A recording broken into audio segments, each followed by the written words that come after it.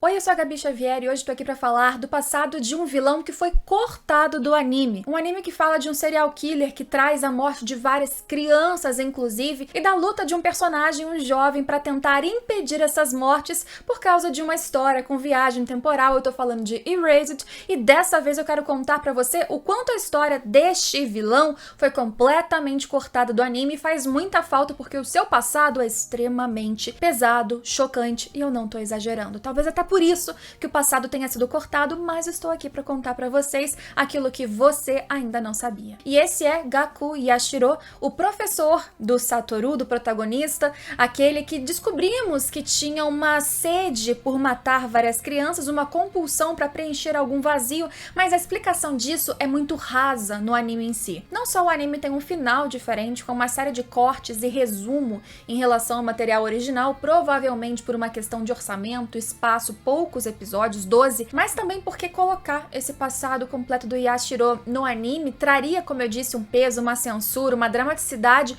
muito maior. Portanto, fiquem sabendo que sim, ao contar pra vocês quem era este garoto e como ele se tornou aquele que vimos no anime, vamos falar de diversas situações que envolvem abusos e momentos extremamente pesados. Se você quiser saber, vem comigo que eu vou te contar agora. Para falar do passado de Gaku Yashiro, a gente vai voltar muito antes dele se tornar um professor. O passado do Satoru no anime começa, por exemplo, em 1988, quando Satoru tinha 11 anos. Nós vamos comentar aqui a história começando de 1971, com o Yashiro criança. E o Yashiro, ele cresceu numa casa bem provida de dinheiro. Os seus pais, inclusive, eram gentis, bondosos, os dois vieram de família rica. Teoricamente, ele teria um ambiente saudável, mas aquela família tinha um problema muito complicado desde sempre, que era o filho mais velho, o irmão do Yashiro. O seu irmão, ele tinha uma agressividade muito grande, ele batia em outras crianças na escola, os seus pais eram constantemente chamados por causa dessas suas atitudes, e ele também batia muito no seu irmão mais novo, no Yashiro. Que ele na época agia impassivamente, ele de certa forma aceitava que aquele era o jeito do seu irmão e não tinha muitos sentimentos, ele já era uma criança fria desde aquela época, que analisava as situações de uma maneira analítica demais para sua idade e para o contexto que ele se inseria. Por causa dessa situação, os pais do Yashiro começaram a colocar todas as expectativas nele, no filho mais novo, porque o mais velho já estava perdido. Só que conforme ele começou a ser mais mimado, mais elogiado, o irmão mais velho percebeu essa atenção maior dos pais e a sua raiva se intensificou, e por isso o Yashiro começou a apanhar muito mais. E depois de uma sucessão de momentos em que ele foi a vítima do seu irmão, Yashiro de repente teve uma virada nessa relação. Quando ele estava na quinta série, a atenção, essa forma do seu irmão de preencher algum vazio, alguma coisa que ele tinha dentro dele, se virou para outras vítimas e de outra maneira muito, muito mais cruel. Mais cruel do que agressão física, você diria? Sim, e vocês vão entender.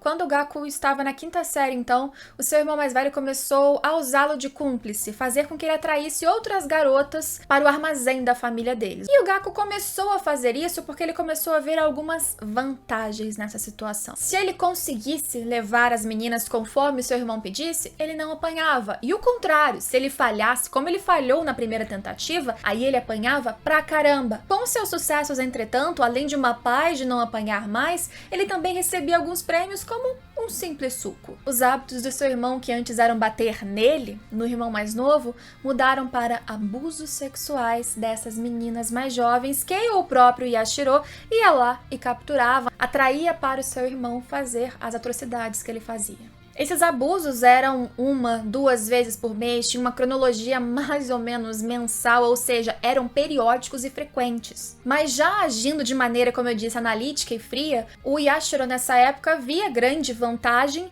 e como ele queria permanecer nessa situação que para ele estava sendo boa, ele começou a criar estratégias para sempre ser bem-sucedido nessa captura de vítimas. Desde então, ele já começou a estudar as vítimas, que ele não considerava suas, considerava vítimas do crime do irmão mais velho, mas a gente chega nesse ponto daqui a pouco. Ele começou a estudar daquelas várias garotas quais eram seus hábitos, o que elas gostavam de fazer, de comentar, para que ele se aproximasse e atraísse cada uma delas de maneira mais fácil. Chegou a um ponto que na sua cabeça ele tinha um cardápio de vítimas. Isso não te te parece algo que no futuro foi muito útil para os seus próprios crimes? E como cúmplice, ele também tinha um outro papel fundamental, que era silenciar as garotas após elas serem dispensadas do armazém, chorando, traumatizadas, feridas, com um vazio que ele mesmo pensava que não podia ser coberto com um simples objeto, mas ele precisava fazer com que elas não se recuperassem, mas ficassem caladas. E por isso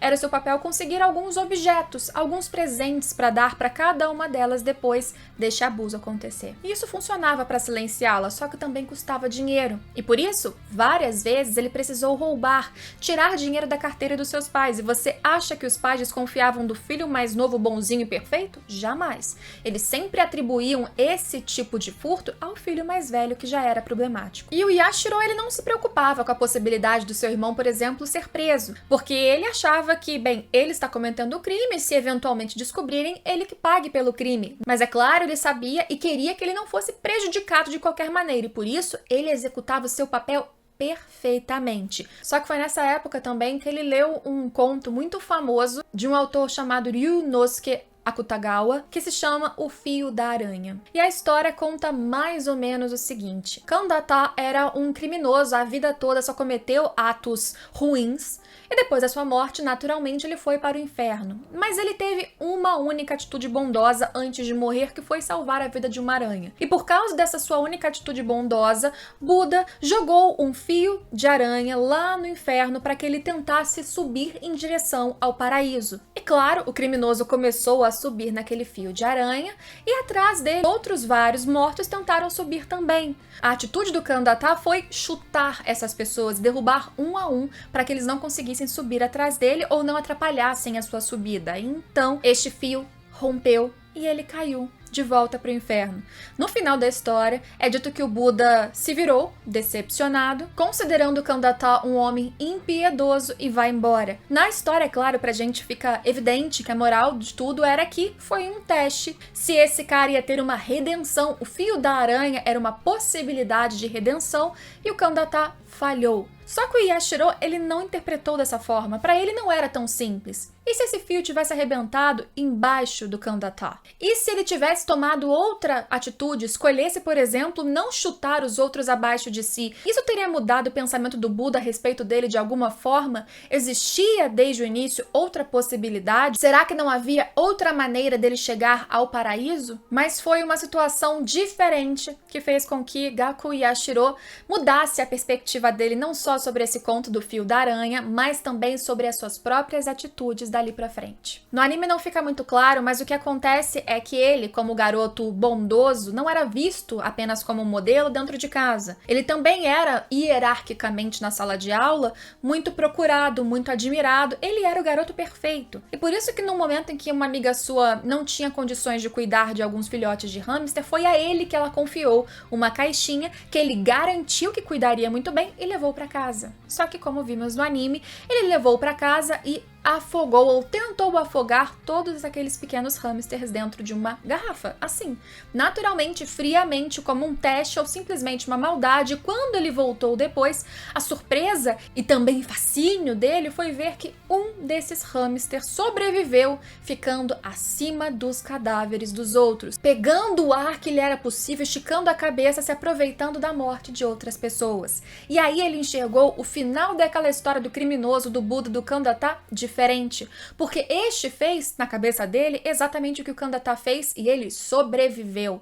Ele teve a sua redenção de alguma forma. Este hamster que sobreviveu foi adotado então pelo Yashiro, a ele deu o nome de Spice, e essa situação seria fundamental para a forma que ele enxergaria outros momentos que aconteceriam logo em seguida. Isso porque foi logo em seguida disso que uma tragédia aconteceu dentro da sua casa. Quando mais uma vez ele estava naquela dinâmica de atrair uma garota para a armadilha do seu irmão, e ele tinha um papel também de ficar vigiando fora do armazém, quase nunca aparecia uma pessoa da família ali. Depois de tanto tempo fazendo a mesma coisa, o que ele fez? Ele deixou o hamster ali na porta, na entrada do armazém, e foi brincar logo ao lado, deixou pra lá porque sempre era a mesma coisa, e justo nesse dia, o que aconteceu foi que a sua mãe foi falar com outra pessoa ali perto do armazém. Ela não entrou, mas o simples momento do irmão mais velho lá dentro com a sua vítima escutar a voz da mãe dele próxima fez com que ele entrasse em desespero. E foi por isso que depois, quando Yashiro voltou para o armazém, a cena que ele encontrou foi, como eu disse, trágica, assustadora. Não para ele. Com essa situação instalada, então, Yashiro não tinha muito tempo de fazer o procedimento normal, que seria avisar o irmão do que aconteceu e atrair a mãe para longe. Ele simplesmente entrou no armazém e quando ele entrou, ele encontrou o irmão mais velho desesperado. O irmão dele estava em pânico e a menina estava ali, caída, morta. Tudo foi muito rápido, acabou sendo um acidente por causa do desespero do irmão mais velho. Quando ele escutou a voz da mãe, o que aconteceu foi que ele ficou tão, desnorteado e com medo da mãe ou qualquer um descobrir o que ele estava fazendo, que ele tampou a boca da menina, a respiração, portanto, junto, para que ela não gritasse, para que ninguém escutasse. E ele tampou durante tanto tempo que ele não percebeu que ele estava sufocando e ele a matou. Quando o Yashiro entrou lá dentro, seu irmão virou para ele e falou: "Olha o que você fez." Ele, de certa forma, usou uma frase que naquele momento Yashiro não tinha percebido o que significava, mas depois fica claro que o irmão mais velho estava projetando a culpa daquele acontecimento apenas e unicamente no irmão mais novo, no Gaku Yashiro. E juntos eles colocaram o corpo da menina dentro de uma caixa, esconderam provisoriamente ali num cantinho do armazém. Yashiro, é claro, falou que era muito perigoso deixar ali a caixa com o corpo apenas escondido embaixo de outra caixa menor, mas o irmão mais velho disse que era temporário, que logo eles tirariam aquela caixa dali. E aí que, em seguida, o Gaku percebeu que aquela era uma estratégia para culpar ele mesmo, o irmão mais novo, pelo acontecido. Porque ele percebeu que a caixa, o local em que estava armazenando as sementes de girassol que ele alimentava o seu hamster, o Spice, tinham sumido, que provavelmente, então, essas sementes estavam juntas do corpo. O que isso ficou implícito no mangá, embora não tenha sido claro, não tenha sido explicitamente dito, que o irmão mais velho tinha colocado algo para incriminar o irmão mais novo em momento propício, quando isso fosse acontecer. Ou foi assim que o Yashiro na época pensou. E quando ele percebeu essa cena, enquanto o irmão o culpava pelo que aconteceu, ele enxergou no irmão, pela primeira vez, fio da aranha, aqui, pendendo da sua cabeça. É claro que com o sumiço dessa garota, existiu todo um clima de pânico na cidade, as crianças não podiam mais voltar para casa, saírem sozinhas, além da situação de desespero e medo, também existia um desconforto, porque as crianças naturalmente queriam viver normalmente. E ele e a Shiro tinham um plano para colocar tudo de volta nos trilhos e resolver tudo para ele mesmo também. Apesar das crianças não poderem voltar sozinhas para casa, como os dois eram irmãos e o Yashiro tinha um irmão mais velho, os dois poderiam voltar para casa juntos, e assim eles fizeram um dia. E quando eles estavam chegando em casa, o Gaku ele entrou primeiro, de repente saiu gritando, chamando o irmão mais velho, dizendo que algo horrível tinha acontecido. Desesperado, é claro, porque ele estava com culpa no cartório, morrendo de medo provavelmente de ser descoberto, o irmão mais velho segue o Yashiro até o armazém. A gente não vê o que acontece, mas o que fica implícito quando a gente vê uma tesoura cortando um fio é que justamente o Yashiro tinha cortado este fio do seu irmão, fazendo com que ele despencasse, e posteriormente a gente descobre que o corpo do irmão mais velho foi encontrado no armazém com uma corda no pescoço, o corpo que provava o assassinato cometido, da menina ali também no mesmo ambiente, o que fez com que todos acreditassem, óbvio, que ele tinha tirado a própria vida pelo desespero de ter feito o que ele fez. Ninguém chorou por ele, exceto a sua mãe. O crime foi então fechado, solucionado dessa maneira, sem nenhuma grande investigação, e o primeiro assassinato que a gente sabe do Gaku Yashiro aconteceu ali, com o seu próprio irmão mais velho. Depois dessa tragédia pública, os pais do Yashiro acabaram se separando, ele foi morar com a mãe na casa do avô, em uma outra cidade, mudou de escola, e lá ele começou anos depois, a estudar para ser um professor do primário. E 3 anos depois de começar o seu estudo de formação de professores, ele acabou voltando para aquele seu antigo colégio para fazer um estágio. E neste momento ele se interessa pela sua primeira vítima, ou a sua potencial primeira vítima, nessa posição, agora sim, de professor, ou quase professor, uma garota que se interessava muito por hamsters, Tinha um próprio hamster que ela cuidava, morava num local mais isolado, e esta garota, ele foi se aproximando, tentando talvez utilizar aquelas mesmas estratégias que ele já já tinha aprendido por outros fins lá na sua infância e adolescência junto do seu irmão. Só que nesta época ele ainda não tinha toda a expertise que ele precisava para lidar com essas crianças e sair de situações eventualmente inesperadas que acontecessem. No momento em que ele parecia ter a vítima na palma da mão, surge um garotinho chamando ela do nada lá fora para mostrar umas cartas. Isso atrapalha completamente o plano dele. E é aí que ele percebe que ele não consegue conhecer ainda, neste momento, todas as brechas, falhas, completa personalidade, dinâmica, cronograma da sua vítima que seria o necessário para ele fazer o que ele queria fazer e se safar disso. Curiosidade para vocês, essa situação em que ele ainda era um estagiário aconteceu no mesmo colégio do Satoru, e esta menina era a Kaio, e quem apareceu mostrando coisas pra ela e tirou ela dessa situação sem querer de ser a primeira vítima como estudante do Yashiro era o Satoru. Aí você pensa, acabou então? Não, porque ainda tinha mais tragédia pra acontecer, e não apenas uma, antes de toda a história começar, como vimos em Erased. Sim, ele é assustador. 3 anos depois dessa situação, o Yashiro continuou estudando e ele acabou se aproximando e vivendo uma situação ali que nem ele preveu que aconteceria, mas foi tudo planejado, ou melhor, foi tudo por conveniência. Ele acabou ficando noivo de uma psicóloga que era especialista em crianças. É claro que ele se aproximou dela para ter todas as informações necessárias para que ele entendesse a cabeça das suas primeiras vítimas.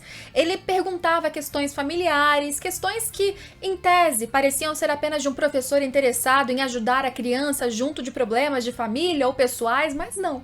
Ele estava tentando entender como a psique de uma criança funciona, ele estava tentando ser especialista naqueles que ele queria acabar. Infelizmente, ele aprendeu muito.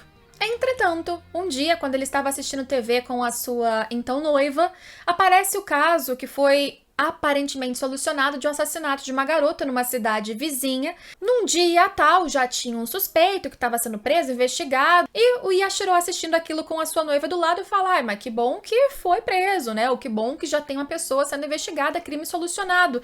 E aí que esta mulher estudiosa, apesar de tudo não tão ingênua, começa a desconfiar do Yashiro, porque neste dia do assassinato, ele tinha aparecido com menos gasolina, ela notou algumas diferenças na corrente de neve do seu carro, ou seja, ela viu alguma instabilidade, ela começou a desconfiar, assim como seu irmão mais velho, ela começou a ser um empecilho e um potencial problema para o seu futuro, um risco. E ele que queria subir, chegar ao paraíso e não ser ele mesmo uma vítima, o que ele fez?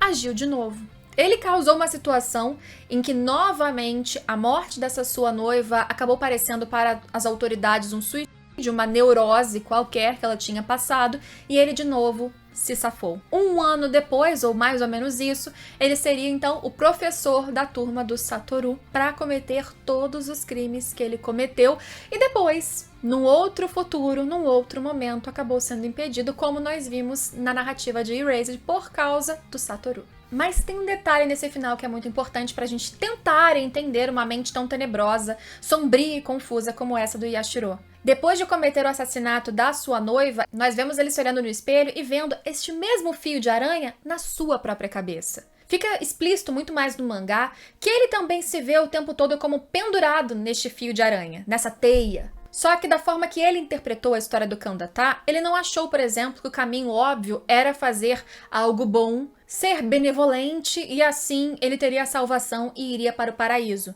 Vendo o hamster sobreviver em cima de cadáveres, ele achou que esta também era uma solução, uma alternativa. E essa foi a alternativa que ele fez para ele. Fica claro em certos momentos do mangá que ele tinha um buraco, um vazio também no peito, que ele também incorporou de certa maneira os próprios traumas e vazios e personalidade ou forma de agir do seu irmão mais velho. Embora, para mim, vendo como ele agia desde o início, vendo e ajudando nos crimes do irmão, ele já tinha questões e desvios psicológicos dele mesmo. A verdade é que o tempo todo ele tentava preencher a sua pilha de corpos que o elevariam até o paraíso, matando essas crianças. Pessoas que ele via que também estavam ali penduradas num fio de aranha, sempre pessoas que tinham alguma questão dentro de casa, algo que lhes fornecia talvez uma possibilidade ou necessidade de redenção, mas ao cortar o fio deles, ele conseguia fazer uma plataforma para que ele mesmo se elevasse. Só que ele sempre matava, sempre matava, sempre matava, e jamais esse fio desaparecia da sua cabeça. Ele jamais conseguia se compreender ou se ver como inteiro, e por isso ele não parou. E por isso o Satoru também trazia uma espécie de sensação de êxtase para ele, porque ele era a sua antítese. Ele era o garoto que também estava pendurado por um fio, como ele viu em certo momento, mas ele se elevou da forma contrária. Ele salvava vidas. Ele era o que o Kandata não fez. Ele não empurrava as pessoas para o inferno. Ele tentava subir junto com elas. E talvez por este pensamento torpe dele, ele acreditava que não é que o Satoru estava errado ou ele estava equivocado, eram duas formas diferentes de chegar no mesmo fim. E este é o personagem que foi o serial killer, que foi o vilão, que foi o grande assassino dessa história de Erased, e que infelizmente, pela forma que foi adaptado novamente, acredito que por limitações de produção que não puderam ser contornadas, ele não foi tão bem descrito, tão bem construído, tão bem mostrado pra gente no anime, e espero que este vídeo te ajude a compreender as razões, se é que a razão, explicação em si, mas quem era este vilão que cometeu tantas atrocidades dentro de Bokudakegai Naimachi? E se você gostou de saber, comenta aqui embaixo o que você achou dessa história, acrescente qualquer pensamento a mais que você quiser e se inscreve no canal para acompanhar mais vídeos como esse e também me siga nas redes sociais para você acompanhar conteúdos extras. Lembrando que finalmente voltei também com o canal de animes, séries e games, então se vocês gostam desses outros tipos de conteúdo, sigam youtube.com/Sala do Tempo. Espero vocês em todos os próximos vídeos. Depois de uns 5 anos, o vídeo tá vindo, mas ele veio e tá aqui. Espero que vocês tenham gostado. Tchau!